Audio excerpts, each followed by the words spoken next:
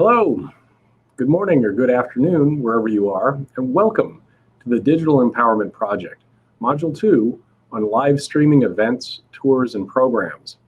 This topic has become very important in this past year, so we're delighted to have you with us today. The Digital Empowerment Project is a nationwide initiative organized by the 6 U.S. regional museum associations dedicated to providing free, self-paced training resources focused on digital media and technology for small museums. This series of online webinars and toolkits is made possible by funding from the Institute of Museum and Library Services. My name is Dan Yeager, and I'm the Executive Director of the New England Museum Association. My pronouns are in the he series, and I'm a white male with gray hair pulled back and a close-cropped beard. Today I'm wearing round, dark-rimmed eyeglasses, a blue shirt, and I'm sitting at my desk in my office. Before we get started, I'd like to acknowledge the places in which we gather. In this era of virtual meetings, when digital spaces may substitute our physical sense of place, it's important to reflect on the land we each occupy and honor the indigenous people who have called it home. I'm speaking to you from the NEMA office in Arlington, Massachusetts, the historical homelands of the Massachusetts and Pawtucket peoples. Wherever we are, let us acknowledge all indigenous nations as living communities, their elders both past and present, as well as future generations. We, the Digital Empowerment Project team, recognize that our organizations and those of our members were founded within a colonizing society that perpetuated the exclusions and erasures of many Native peoples throughout New England and beyond. So we ask you to reflect on the place where you reside and work, and to respect the diversity of cultures and experiences that form the richness of our world and our profession. Thank you. And now it's my pleasure to introduce the speaker for today's technical workshop, Live Streaming with Multi-Source Content, David London, Chief Experience Officer of the Peel Center in Baltimore, Maryland. David presented the first technical session in this module a few weeks ago, which I hope you attended, so we're very happy to have him back again. David is a curator, storyteller, magician, and producer who spent more than 15 years creating theatrical and interactive experiences designed to spark the imagination and inspire new ways to see and engage with the world around us. After discovering that he was a magician at 7 years old, he's built his career utilizing magic to tell stories and explore ideas. He's created 10 original theatrical magic productions and regularly presents talks and workshops on both magic and the show business across the country. We're so grateful to David for offering us his expertise to us once again today. Please join me in welcoming David London. David? Thank you, Dan, and hi, everyone. Thank you for joining me again. It's a pleasure to be here with you all. As Dan mentioned, my name is David London. I'm the Chief Experience Officer at the Peel, located in Baltimore. And although we are a startup museum, we are very fortunate to be located in the oldest museum building in America, opened in 1814 by Rembrandt Peale. Today, we consider ourselves a center for Baltimore stories, but we also consider ourselves a museum laboratory. And so it is with that in mind that we get to experiment with a lot of new technologies, many or some of which I will be sharing with you today.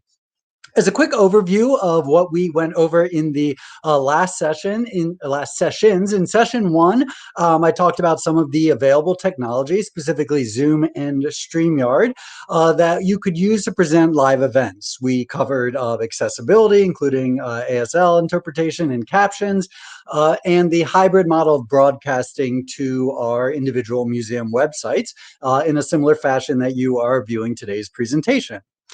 In session two, Alex Freeman from the Texas Association of Museums talked about tools for adding audience participation to your live stream events. And today, as Dan mentioned, we'll be focusing on using multi-source content to create more dynamic, professional, and exciting presentations for people to view.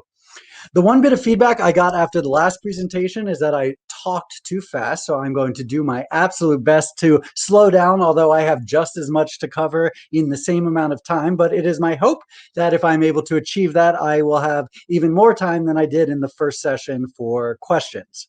A quick overview of what I will be discussing today. We'll be talking about different content types when we talk about multi-source content, so the different types of content that we might be referring to. We'll be talking about the management of that content and the use of various platforms to manage that content. And all of the information I'll be sharing today is relevant to the production of any type of virtual event, be it a talk or panel discussion, a presentation, a performance, a gala, a film screening. Although today I'm going to focus my examples by talking about presenting virtual tours.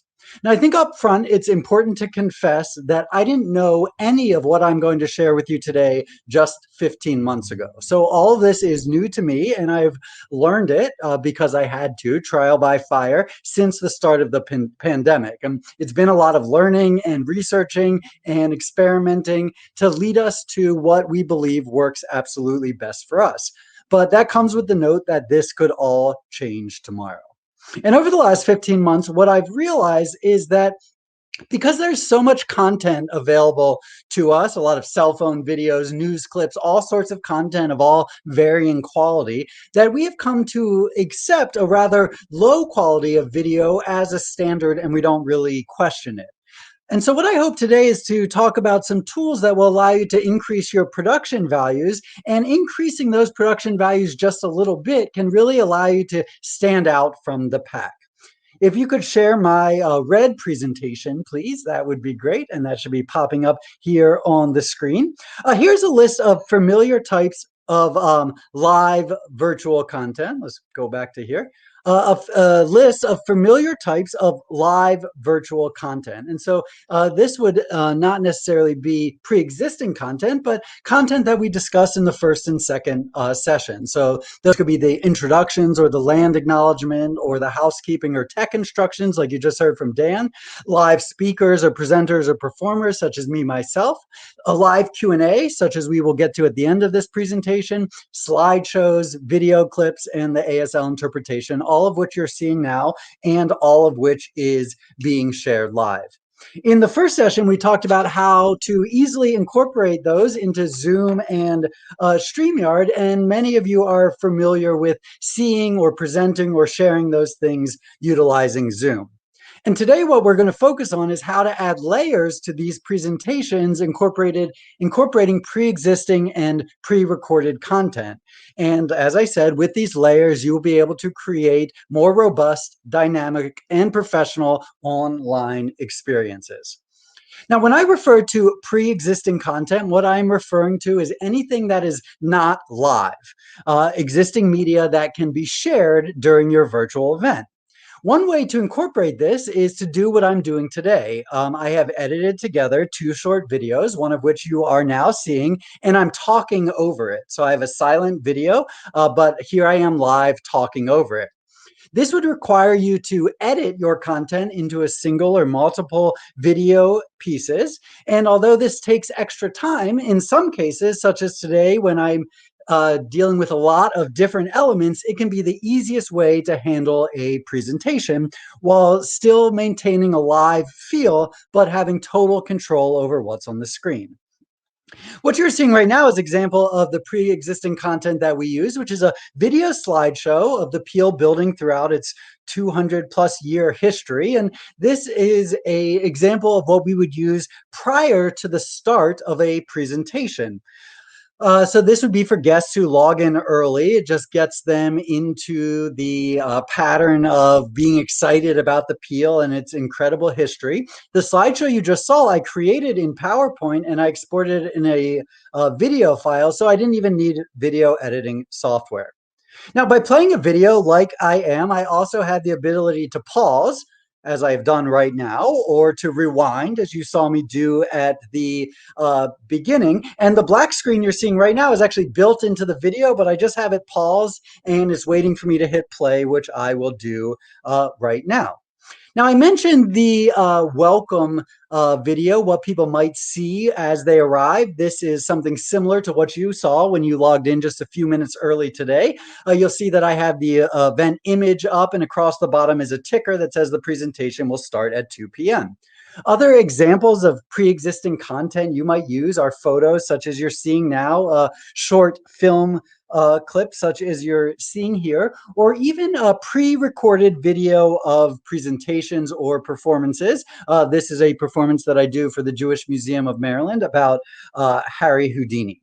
Now, if you're worried about how to pre-record video content, it's really great to remember that Zoom or Streamyard or even just your webcam can be used to record the video that can then become your pre-existing content that you will share during the presentation.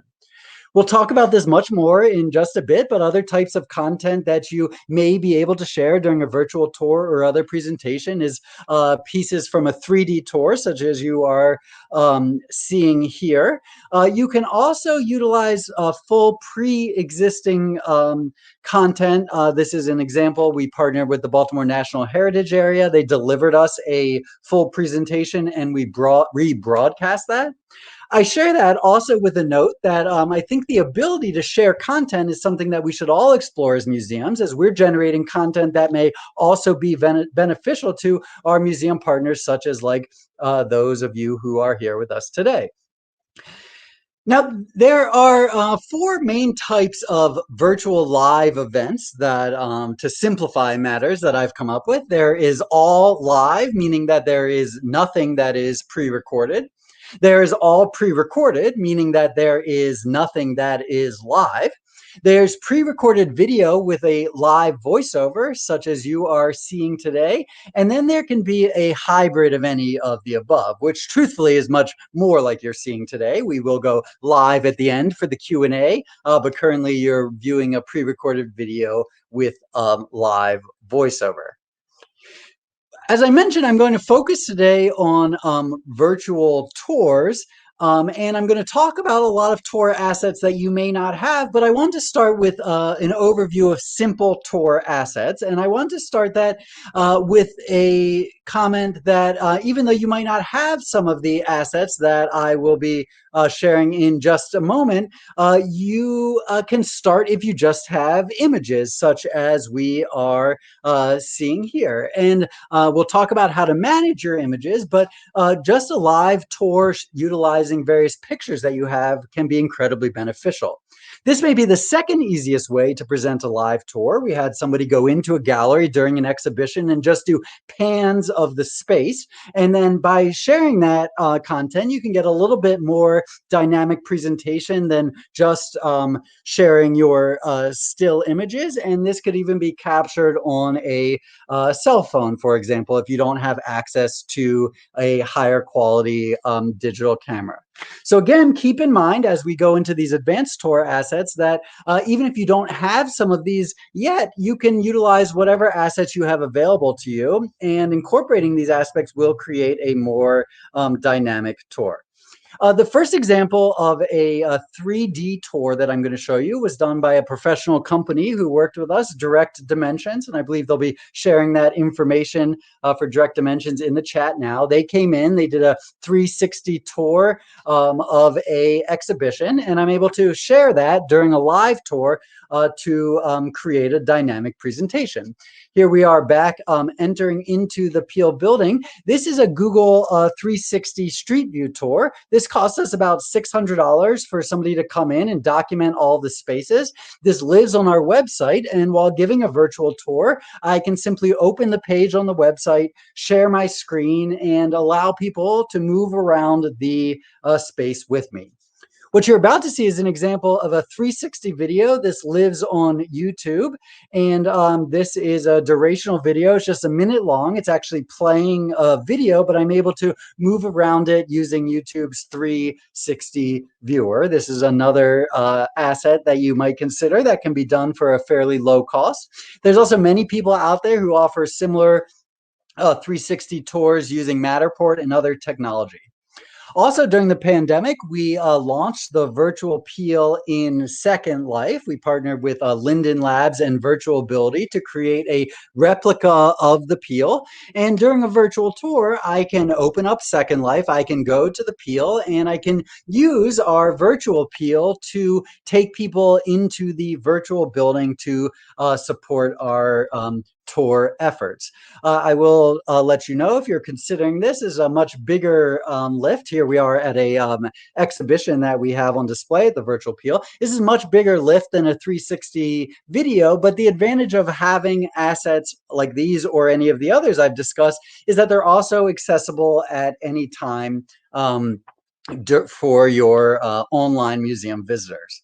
I also want to mention another type of asset you can use, and that is pre-existing assets. There is out of UMBC, the Image Resource Center, University of Maryland, Baltimore County, and on their own, prior to the existence of the new Peel, they created this website, which is Visualizing Early Baltimore, and I believe that link is being put into the chat as well. And what they created was a view of Baltimore in the year 1816, which would have just been 2 years after the Peel opened. And I'm simply here navigating their website, and we're very fortunate because the Peel is a button on their website. But utilizing this pre-existing resource that was created by a third party is another asset that we can use to enhance our virtual tours.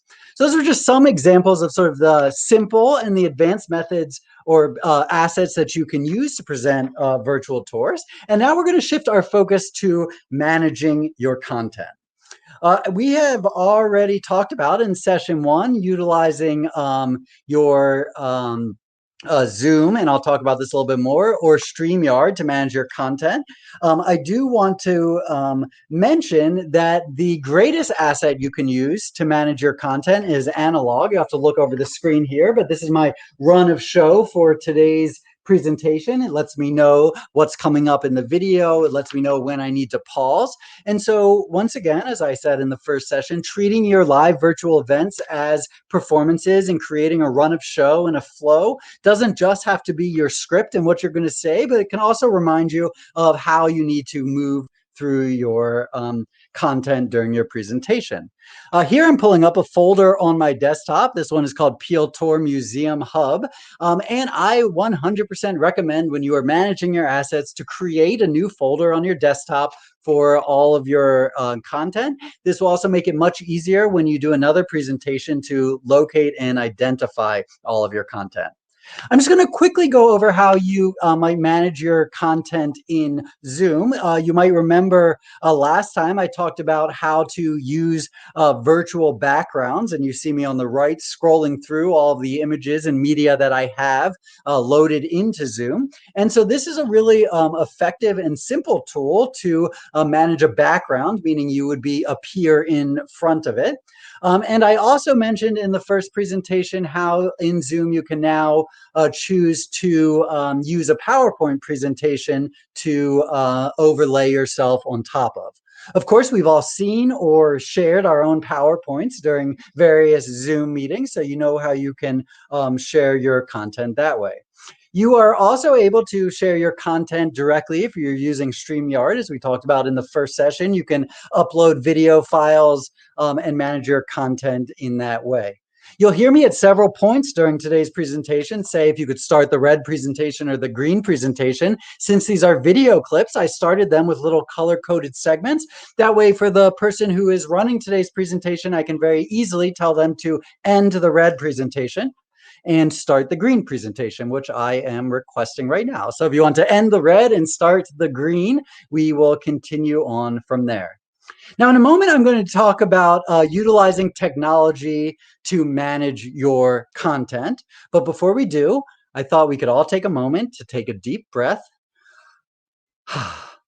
And again, I want to reiterate that a virtual tour can use whatever content you have available to you, and it can grow and build over time as you continue to add new assets to your collection. Now, what you're going to see here in a moment is a television production studio. This is what it used to take to manage content from many sources, although obviously that is not available to me. And so where I have landed after many months of research is to utilize the program that you currently see on your screen, which is known as Manycam. And I believe a link to Manycam is being put in the chat right now. Manycam is a virtual production studio that allows for live mixing of content. I'm going to give you a little rundown of what you see from the back end. So this is what I see. I have preloaded all of my content into the bottom here. And as I hover over each piece of media, all I need to do is click the button that says transition or cut, and it will move along to the series of images that I have loaded into Manycam. And so this is a much easier way to control the content. If you have guest speakers, for example, you might not know exactly what they're going to say when, and so you can have all of your content at hand and ready to go. Here I'm showing you how simple it is to add content. I simply right click and click add media and choose a new piece of media that I want to add to my desktop. This allows me, if I need to work in real time. If somebody mentions something that I don't have preloaded, I can pull it up in real time and be able to show that. I'm pulling up here a video from the Escapement Time Travel Agency that was installed at the Peel. And so I'm able to control that video. I'm showing you an example here. I can pause, I can rewind, I can restart the content. So I'm in total control over what it is that participants in the virtual tour or live event are able to see.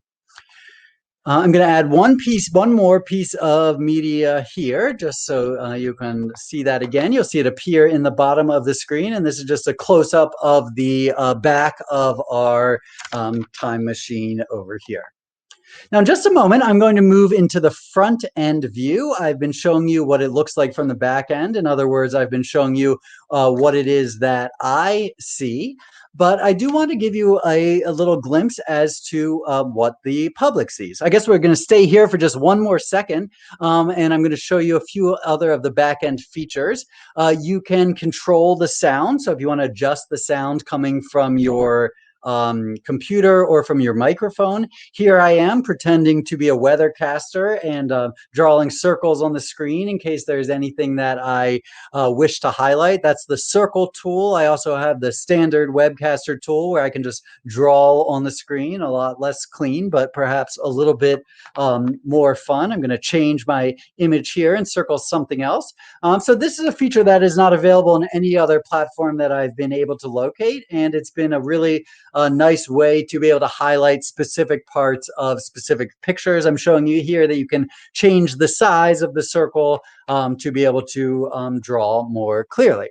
There's a bunch of features that I'm clicking through now all the way on the right that I do not use. This is one that I've never used, but I did want to show you. This is a clock feature that can either go forwards or backwards. You can change the time. You can choose whether it's a countdown or whether it's counting forward. I've yet to come up with any specific use case for this, but it might excite some of you as a possibility.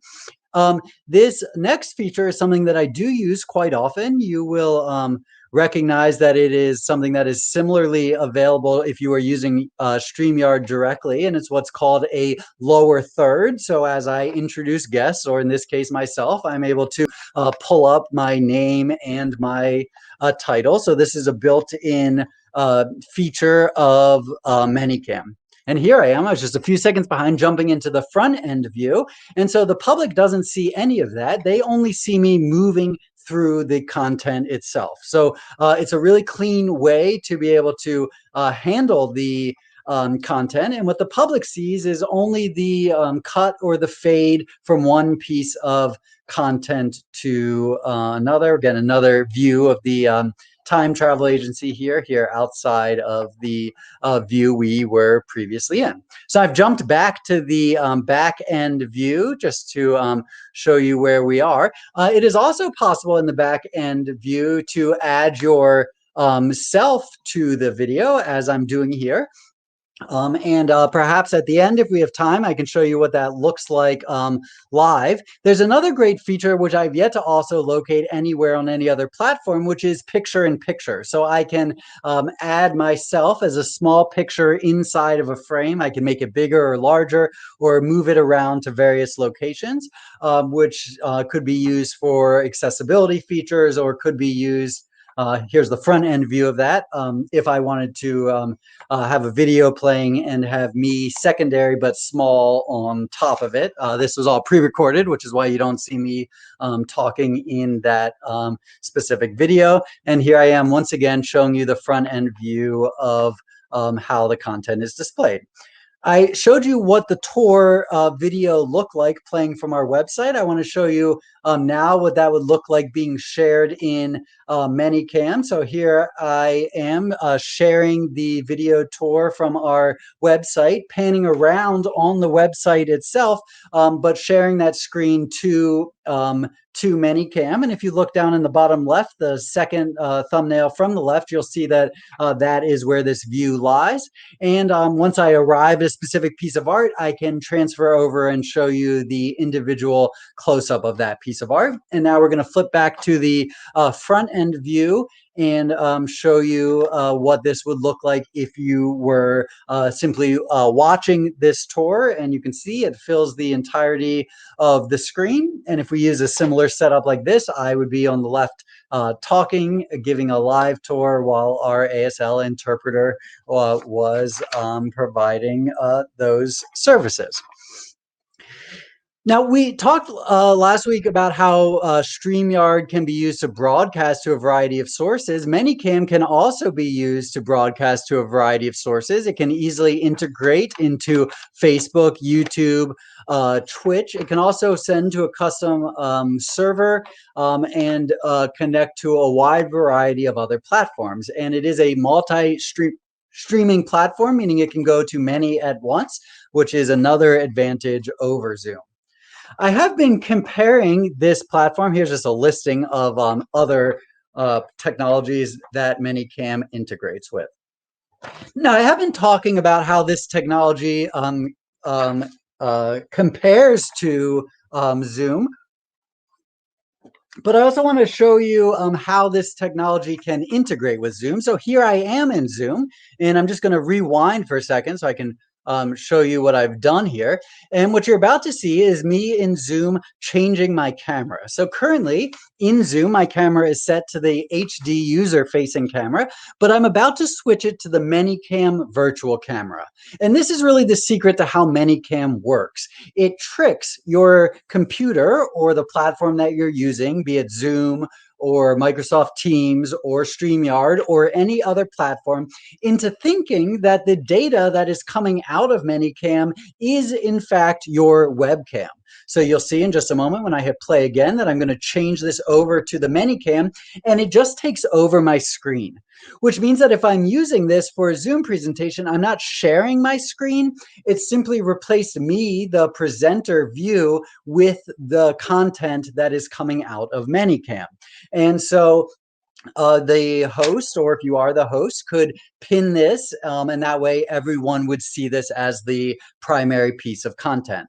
Now, this is a really important point because although many virtual tours or events that we host may be proprietary, meaning we may be the hosts, oftentimes as a museum, we get calls to see if we can give a virtual tour for another organization, at which point we are joining their Zoom meeting. And so the ability to have the level of control I want, even if I don't have the ability to use StreamYard, is of great value. And once again, we are achieving that goal by tricking Zoom into thinking that what the information coming out of Manycam is in fact my webcam. And here I am switching it back to my webcam itself and giving you another glimpse of what that looks like from the back end.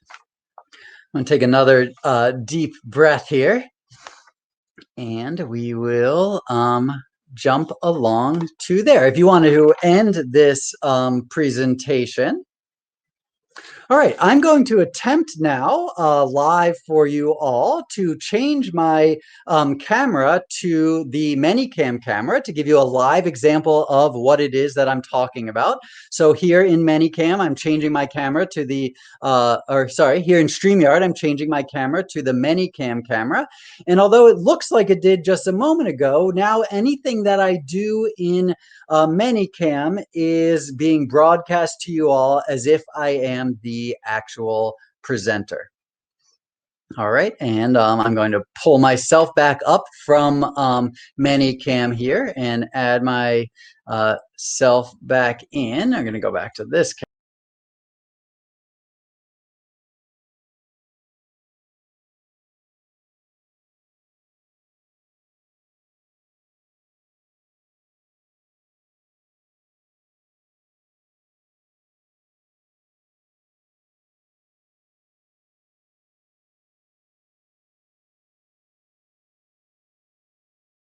If you go to add me back in, thank you so much. Sorry, I'm not sure what happened there.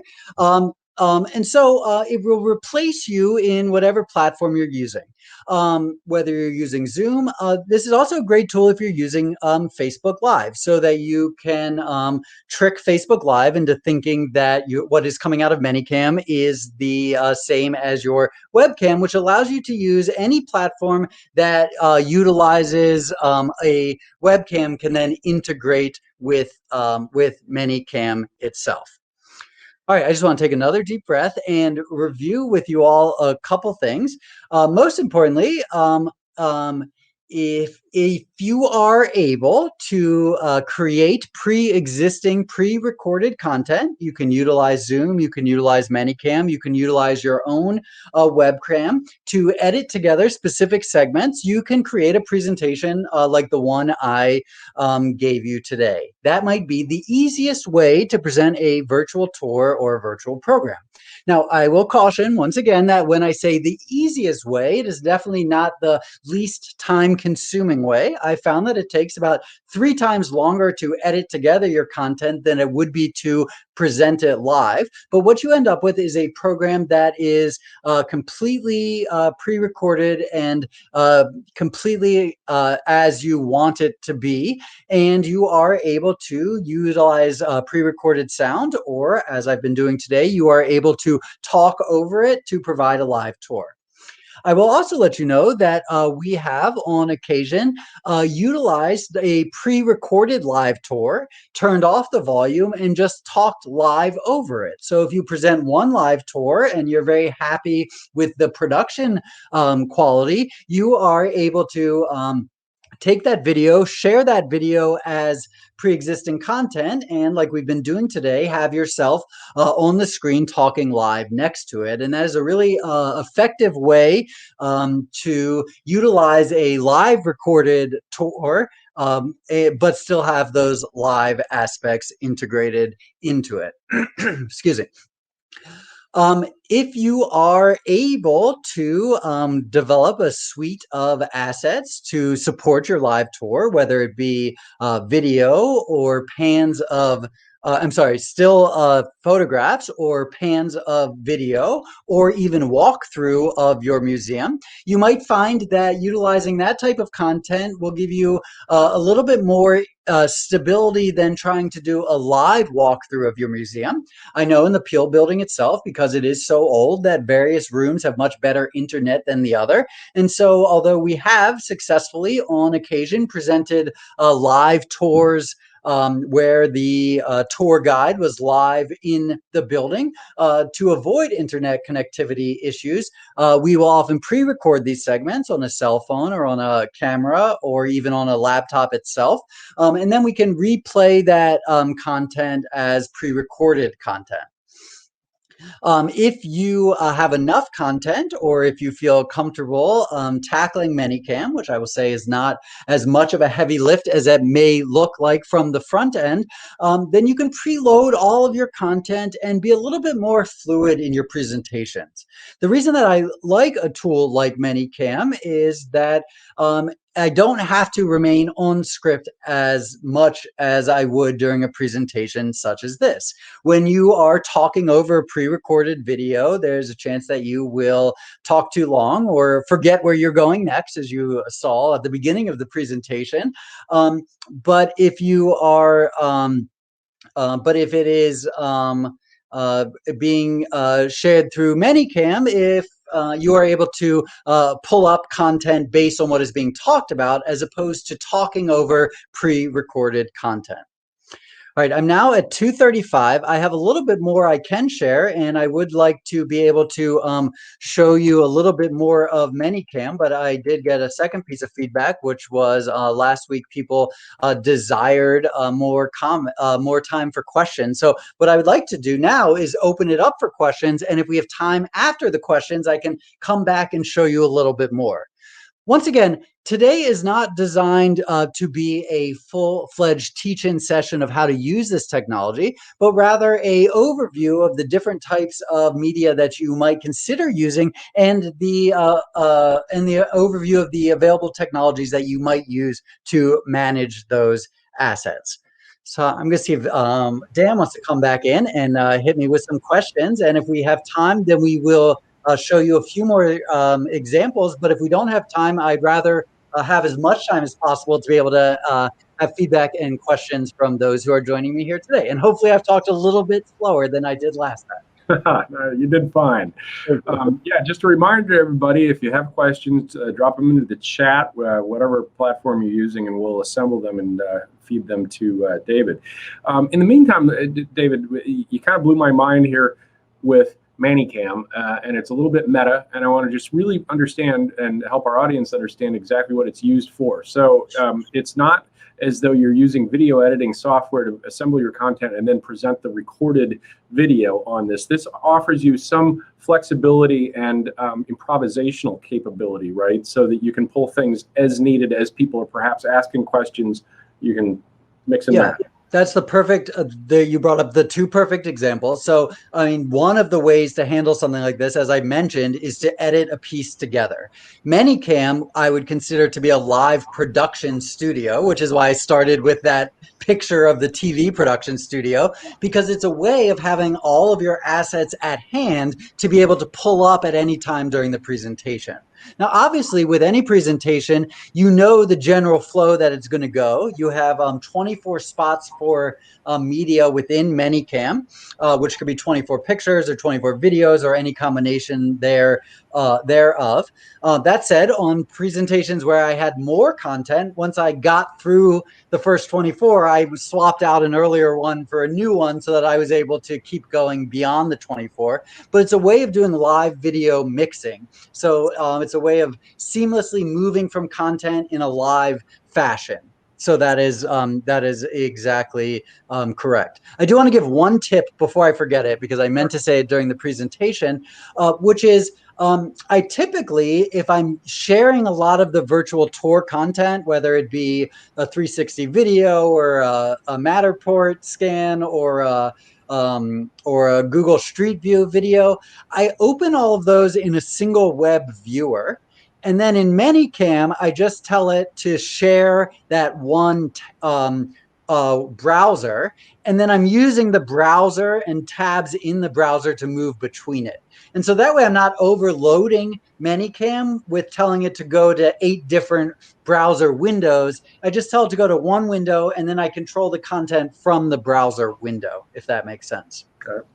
So in terms of Manycam, this is clearly an important tool for you. Is this part of a genre of tools that there are competitors to this, or is this pretty much the only thing? And then how do you access? Is it a free program, or does it cost? Does it have a monthly charge? Yeah, I have yet to be able to find anything that has the same level of control that Manycam offers, which is why I landed on there. I don't represent Manycam. This is not a formal endorsement of Manycam. This is only where I've landed. I'm certain that there are probably higher end products out there that would let you do similar things, but Manycam I found to be incredibly intuitive and easy to use, which is why I've settled on it as the right platform for certain scenarios.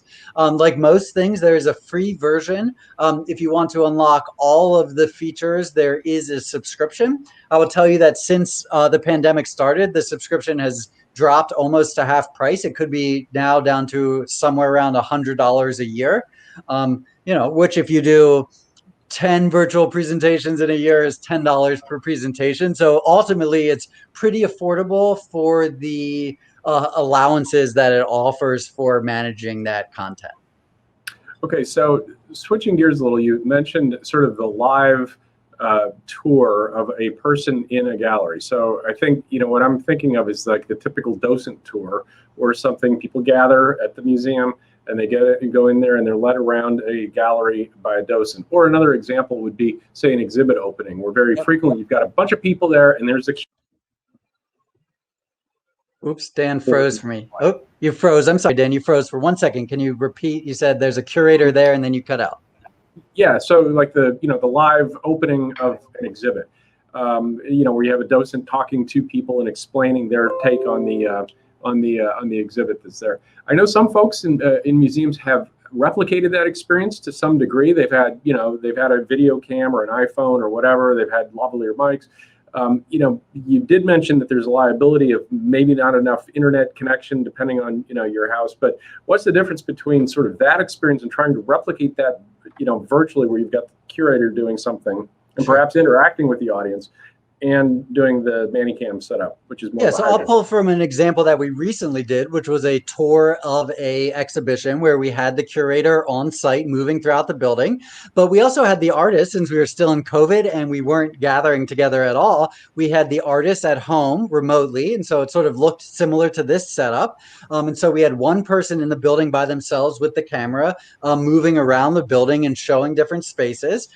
We had the artist at home who was able to provide feedback. I still, in that case, utilize Manycam, because the experience you get when you are at a live tour, whether it's docent-led or curator-led, is the ability to lean in and look at a picture.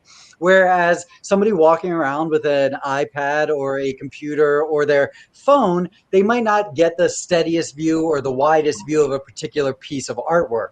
And so in that scenario, I still was feeding them through Manycam, and I had the individual artworks loaded in so that as they arrived at a piece, I was then able to go to the approved photograph and give a solid, steady shot of the artwork that they were talking about. Mm-hmm. So I've still integrated, even when we had a live person walking around a physical building, I've still integrated Manycam to be able to show detail shots or wide shots of specific pieces of artwork. Now, I did say 2 weeks ago that I was going to talk about hybrid events. And so I do want to mention that shortly, because this could be a really good time, as I think we've all learned during the pandemic that the ability to offer virtual tours has allowed us to reach entirely new audiences around the entire world. So we're no longer limited to audiences who are able to join us within a physical space. And so I have been doing a lot of thinking, although I will confess that I've not yet executed it because we have not yet gathered in person, about how we will do a live tour with physical people in the building and simulcast that out into the world for a simulcast virtual tour. And I think that for all of our events, I'm not sure we will ever go back to just doing live events, or we will not go back to just doing live events. And I will do my absolute best moving forward for all live events to also be broadcasting those out simultaneously. Now, I mentioned internet quality, and I think this is a really important thing to note, whether we are at home giving presentations or whether we are in our museums. Our connectivity is essential to the success of those programs. So something for us and for other museums to consider, if internet is not great, is recording a live tour and then thinking about that as pre-existing content and then broadcasting that out at a later date. So if you're not able to do a full walking tour because of connectivity issues, you may consider recording a tour and maybe doing a live tour 1 week and then a broadcast of the live tour the following week. But I think for all of us, it's really important to think about anything in person, being sure that we've captured digital assets that can be either shared live or shared at a future date. So can you talk for a minute about copywriting and issues about perhaps even cybersecurity and the like with the content that you're providing? Presumably stuff in your museum, it's yours to use and so forth, but there are issues potentially with that even, in terms of just the content, especially with the traveling exhibition that's there or whatever. How do you deal with that? And is like Creative Commons a source for more generic content that you can bring in? What are some of the tips that you have for that? Sure. Well, we're very fortunate to have really great partners who have provided us high quality digital assets that were used when we were sharing still pictures. It is known for any artist that comes through for a traveling exhibit that we will, or that we have been doing a virtual component to their program. And so they agree that we will be able to showcase their material outwardly. For example, like the early Baltimore website where I talked about sharing pre-existing content. UMBC is aware that we utilize that content, and as an educational organization are happy for that content to be utilized. But I think if, it is obviously not legal to share film that you do not have permission to share. Any content that you're sharing, you do want to make sure that it is either out of copyright, which for us is we are fortunate for, because a lot of the Peel history has taken place prior to 1926, which I believe is the cutoff. It might be 1920 for things to be copyright free. So we do have a lot of copyright free material, but also from our visitors or our friends or our collaborators who come through and they take pictures. We always ask if they share them with us at that time, if they would be okay with us sharing those. And so we have an ever growing library of digital assets that have been visitor or collaborator generated. So I think it is, depending on the type of content you're sharing, obviously you'll need to investigate the legalities of it. But for us, at least, it has not been a problem or a major consideration. One consideration that I think is important, for example, we did a live broadcast of a film. So we had the film playing here, we had the ASL interpreter, and at the end of the film, we had a Q&A with the filmmaker. But that filmmaker requested that the recording not be made available publicly, that it was a one-time shot for people to see it. And even though it is available, even though it is archived on our YouTube page, it is set to private so no one can see it. So I think that is a conversation with every content generator to make sure that you have the right permissions that you need in order to represent them out in the digital world. So in terms of hybrid events, I'm foreseeing a time, and I think this has already been done to some degree, which is you have a virtual event that's being produced by the museum, and then you have sort of home viewing parties, so to speak. You have other sort of distance learning types of model where you've got a group of people that are watching the content and then interacting, different nodes interacting together. Is this like Manycam and the like, able to sort of handle all of those different components? So you perhaps have a live, feed from, I'm in Arlington, Massachusetts, and you're in Baltimore and whatever, and we're all sort of interacting together, your content. Sure. So Manycam, like for example, if it depends on what platform you're going to use for that. If you're using Manycam is not a viewing platform; it's a broadcasting platform. So that what you're describing as a viewing party, you could utilize Manycam to broadcast to Zoom, for example, but you would have to use another piece of technology to actually host the viewing party itself. And so. Depending on the size of the viewing party, you could theoretically use StreamYard, but Zoom might be better for that. There's a few other technologies that we're exploring. There's a program called Their Story, which is more about story collection, but has a nice display for multiple people on the screen at once, and you can share a piece of content. So Manycam isn't the solution to be able to host a viewing party. And if you're hosting a viewing party, but you're just playing a film or something, you don't even need Manycam. Manycam is not something I utilize for every live presentation we do, because, for example, for something like this, I don't need Manycam at all. I'm just using StreamYard and I'm sharing my pre-existing video clip. So Manycam is a great solution for live tours specifically, but it's not the solution that I use if I'm doing a film screening or if I'm doing just a group hangout or if I'm playing a pre-recorded conversation. Mm-hmm. What other departments of the museum is this germane to? We had a question in the chat asking specifically, have museum shops used technology to provide like artisan talks or demos or author readings, that kind of thing, or shopping type of thing? Does this have an application beyond just simply the docent tour kind of a thing? Sure. Yeah, we've never used it in a sort of retail component. But again, Manycam is a great solution if you need to manage a whole bunch of content. So if your artisan wanted to be on screen and talk about their products, but they wanted to be able to show specific close-ups at various times, then you could get those images from them in advance. And when they raised when they said, oh, and I make these bags, then to pull up the picture of the bags and show that. So it would be a great resource to explore something like that if you had a bunch of content that you needed to be able to manage smoothly during any type of presentation with any specific goal. Mm-hmm. You could effectively do the same thing, though, in Streamyard without Manycam, right? As long as it was more, we're presenting this and not a lot of interaction with the audience.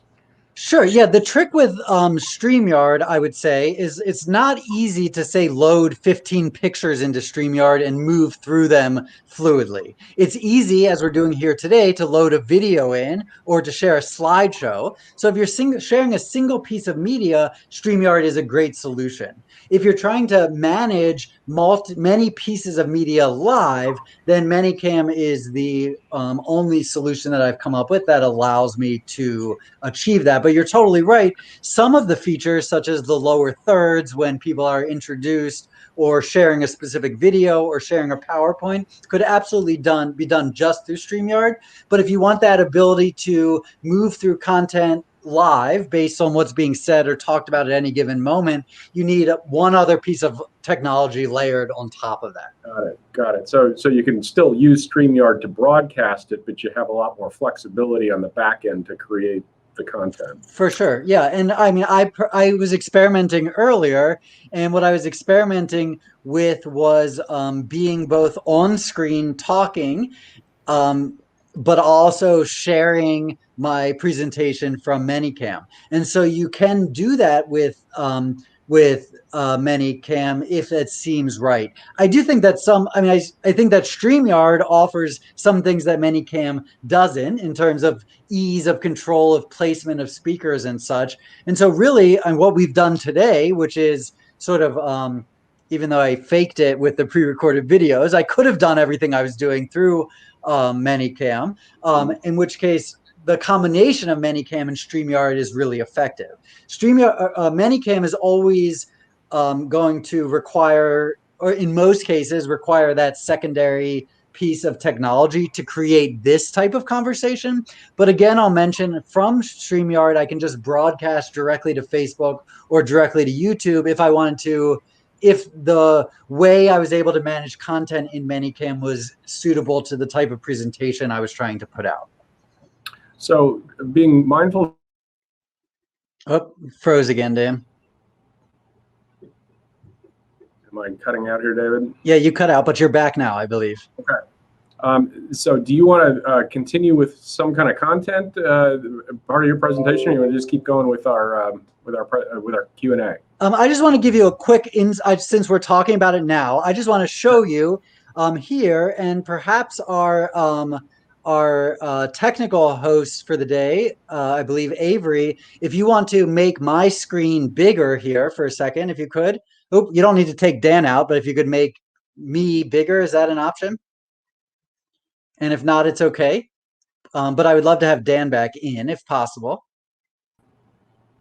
Perfect. Okay, we don't need to worry about it, but I just wanted to, yep, perfect. There you go. So I just wanted to show you, and sorry, our interpreters moved to the right for a second. This is a function of StreamYard, but I just wanted to show you what it would look like in StreamYard, just so you can understand what I'm saying. So I've now replaced my web camera with Manycam, and now as I'm working in Manycam, I'm able to just replace the screen that was previously showing me with this content coming out of Manycam. So you can imagine I'm giving a tour. I'm talking about the time that the building was City Hall, and I can bring that on. And I can also bring myself into the video here, or I can add a new layer to this and add myself to here. So I just wanted to show you what this looks like if you were incorporating Streamyard and Manycam, which is just it's just a different way of thinking about it. But since I was showing you all pre-recorded video, you didn't fully get to experience what it's like to take over your web camera. So that's really And the last thing I wanted to show. we're here too, still. And right? you're here too. Yep. Yeah, that's cool. All right, I get it. So I'm going to switch back to my, unless anybody wants to see anything specific in Manycam, I'm just going to switch back here. I'm still utilizing, and you can switch back to the 3 shared screens if you want, Avery. I'm still running out of Manycam at this moment. So if anybody has any questions or wanted to see another example of a lower third or anything that I've talked about today, I'm happy to show you now. Otherwise, we can keep taking questions for the next 4 minutes that we have here. Yeah, so I think I'm looking at a couple of questions on the chat that are really kind of not so much the technology, but the project management and basically teaching people on their staff how to use this. And so one question is like, how seems complex. Is it something that's, once you get the hang of it, it's pretty good? And then how do you, especially if you've got a small staff that's nobody's assigned as like our technology person, how do you, sort of loop people into the production mix so that it's not just, say, one person that's responsible for all of these things? You can sort of train up and the like. Sure. Tutorials and the like. Yeah. So for the most part, I find Manycam to be incredibly intuitive. It is literally right-clicking to add content from your computer. So it could take about 5 or 10 minutes to add 24 pictures or to link it to a website. And really, aside from the lower thirds, which I'll just show you again, it's going to display with the it's going to display underneath the title that we have here coming from Streamyard. But that's really the main feature that I use. And so for the most part, let me see if I can share this. Let's see if this will work. Manycam. Okay. Hopefully you can see. If you could add, Avery, the Manycam shared screen in now, if that's possible.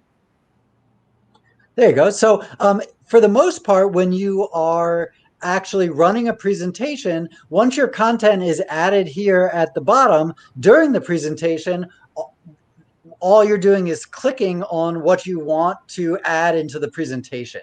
And as you can see, there's the 24 spots. I don't have them all filled right now. But the actual production of a live event is the easiest part of it. The work is done in setting up the live event, is done in and let me go back here and hopefully this doesn't, there you go. The major work is done in finding the content and managing the content and adding the content in, which is done prior to the event. But the actual management of the event is literally as simple as clicking on whatever it is you want to be seen at any given time. So I think like any new technology, it requires you can take me out of you can take the Manycam screen out, Avery. Thank you. I think like any new technology, it requires a little practice and integration, but just like StreamYard and everybody who's been working in StreamYard for this project has discovered, it's actually quite intuitive, and it's really simple. And I think that that is the biggest thing that's attracted me to these two platforms is that even though I have some experience in video editing and a little bit of production, is that none of these require any of that experience. It really is as simple as clicking what it is you want to be seen.